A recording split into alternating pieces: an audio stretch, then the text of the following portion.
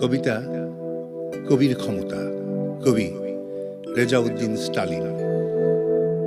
একমাত্র কবিরাই ত্যাগ করে যেতে পারে স্বর্ণ সিংহাসন লোভ ও খ্যাতির মুখে থুতু দিয়ে। এক নির্মোহ সরল জীবন বেছে নিতে কবিদের তুল্য কেউ নেই। এই অর্থ অনায়াস লব্ধ বিছানার বেপথু শয়ান ছিঁড়ে একমাত্র কবিরা বেরিয়ে আসে পথে।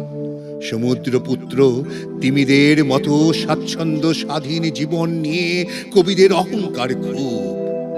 মূর্খ প্লেটোর বেশ ঈর্ষা ছিল কবিদের প্রতি। সে জানত একমাত্র কবিরাই তার দর্শনের সার সত্য উল্টে দিতে পারে। ঈশ্বরের অহংকারের সমান অংশীদারিত্ব নিয়ে কবিরাই মাঝে মধ্যে প্লাকার্ডের পাখি আকাশে উড়িয়ে দেয়।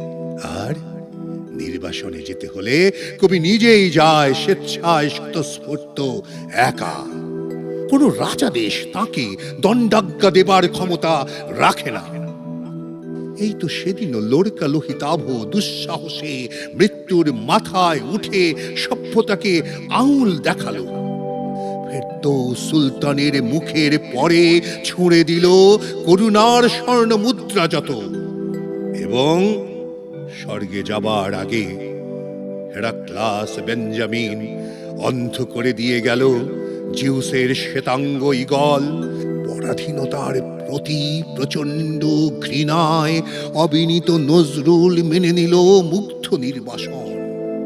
দৃষ্টান্তের দাঁত দিয়ে কবিরা কখনো পৃথিবীর হৃদয় কাটে না। তারা প্রতিটি সূর্যোদয়ের সংসারে নতুন দৃষ্টান্ত রেখে যায় এবং ত্যাগে ও তিতিক্ষায় ভরে তোলে মানুষের অলিখিত সাদা পৃষ্ঠাগুলো।